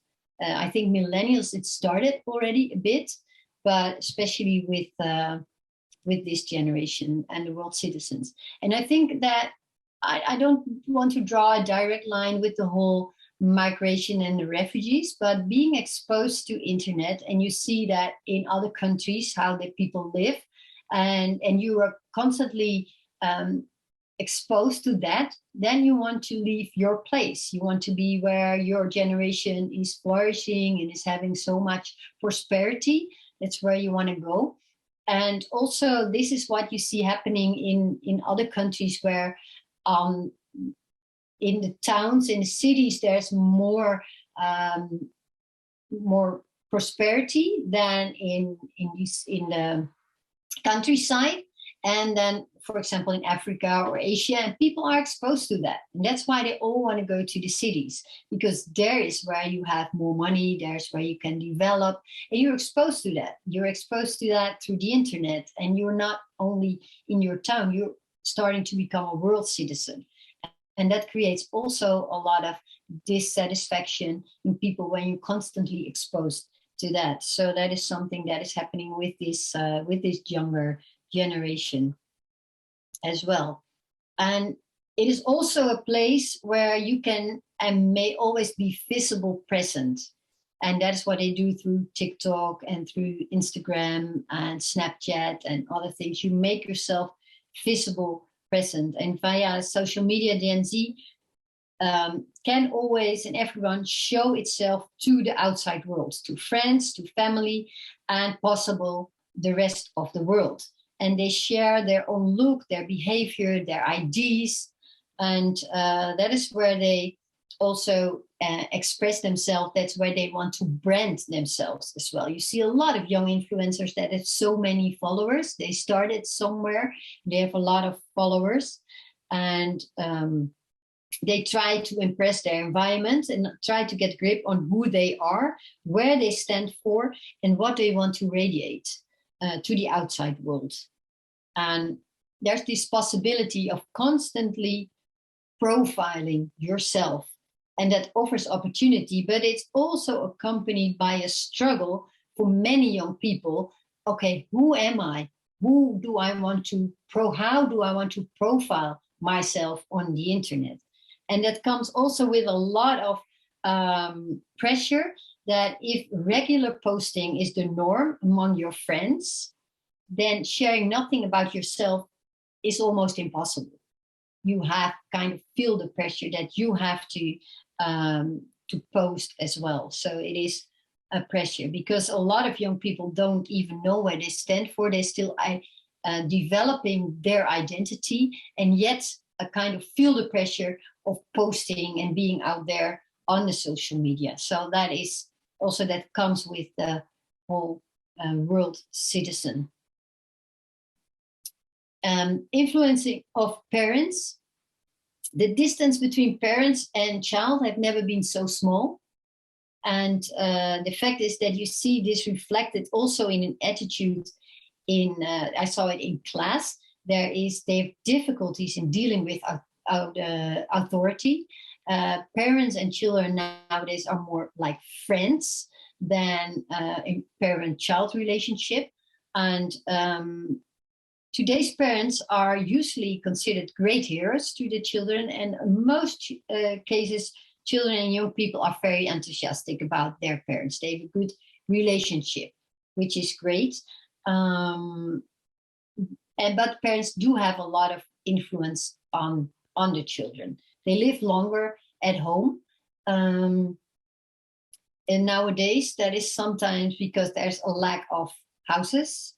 So they can't leave the house. Sometimes it's because of money. It's very expensive to go live on yourself. Sometimes the other way around, the parents need the income of the child as well. So they stay to take care of to contribute to the family. And so there's different reasons, but average, the children stay home longer. So the parents have a lot of influence on the children. They raise their children very consciously, and they want to do everything right. The parents want to do really good, really intentionally, but they do it often also in a bargaining way. They kind of discuss and find out together what are the rules, what the children are allowed or not. So it is a different way of raising children, and parents are not, so sometimes they don't accept authority because they haven't learned this authority with the parents. And before, probably if you had a question with your teacher, then the parents said, oh, the teacher is right. And now when you struggle, a child struggles with the teacher, then the parents are angry on the teacher, and they come and go towards the teacher and to say, tell what is wrong, or go and want to hear the story or want to correct the teacher. And it's a different relationship also with parents and teachers. And you'll see that probably maybe in YWAM, although that is different, the influence of parents, because a lot of children come from abroad to your location. So then there's less influence of parents probably that you will see. But still, they have got a lot of contact with parents, and they do have influence. But that is different. The influence of parents is bigger, is very big on them. Yeah, I think that is what I want to share for now, and see if there are more questions. I stop sharing screen and I'll see, have a look at the chats. There was a question if I have any information of Sub-Sahara Africa in Uganda, and the population is 78% 35 and below. I have to dive into that. I think depends if you are in Uganda, if you are in urban context or not in an urban context. In an urban context and with a lot of access to internet, you'll find a lot of similarities. But of course, what I said, the influence of parents and living longer at home, that will be different in, of course, in Africa than it is in our European context. Angelique, I had a question actually. Yeah. As you were talking about, instant gratification, and even in the sense of, is this like a be still and know that I'm God, and they listen for 2 minutes and then it's like if they've not heard something, then they're gone. And I feel like I've heard a lot of conversation around like meditation, and especially the younger generation that's very much into mindfulness or talking about that. Is that something that you think we could kind of incorporate as well? The Bible talks about meditation all the time, meditate on the word of God, all this kind of stuff. So is that something that we can maybe practically bring in to help with some of that kind of short attention span, if you will? Yeah, I think that could be very helpful because they also realize, and that is why you hear a lot about mindfulness, that they actually do need that. So that is good. And it's also sometimes they are not aware. They are aware that they have this short attention span and this instant gratification, but sometimes not where it comes from. So explaining this is how you grew up, this is society, this why, and not giving like a good or a bad to it, like a value, but this is how you grow up, and that helps them also to understand where it comes from. Sometimes it also helps for Gen Z to hear, oh, now I know. I thought all generations thought like that. Oh, this is unique for my generation. That is what I heard a lot as well, that it helps them also to say, okay, that is why my generation thinks different than the older generations. And so just to talk about where does this come from? And that's also helpful. Are there other questions? Then I'll give it back to you, Shelby. Great. Thank you so much, Angelique. It was so great. Really appreciate it. I think it was very well done in just focusing on what we're facing a lot in Europe, but it's interesting to see that, especially with Gen Z, there's a lot of things that are cross-cultural or across cultures, I guess I could say. So I'm really loving it. My hand hurts from taking notes. I'm very excited for the next 2 days. So thank you guys so much for your time and attention today. We really wanted to give as much time as we could to this topic because we know that as an organization, we actually have to change to welcome in this younger generation. We have to do better. We have to care for our people better, for this younger generation especially. So that's why we've gone a bit longer in our seminar over these 3 days. We've tried to give as much time as we can to Angelique and what she's trying to share with us. So thank you for sticking with us. Tomorrow, we're going to look at cross-generational communication. I'm sure we've all had talks around cross-cultural communication and the challenges that we can face in that. But this will actually be the first time I've ever specifically listened to someone talk about cross-generational communication. And I'm really excited because Angelique has some really practical tools and some practical things for us to look at as well. And how can we do that well? How can we do that better? So I'm excited about tomorrow. So thank you guys again. Definitely shoot us any questions. You can send anything to the email address, the MCRT email address.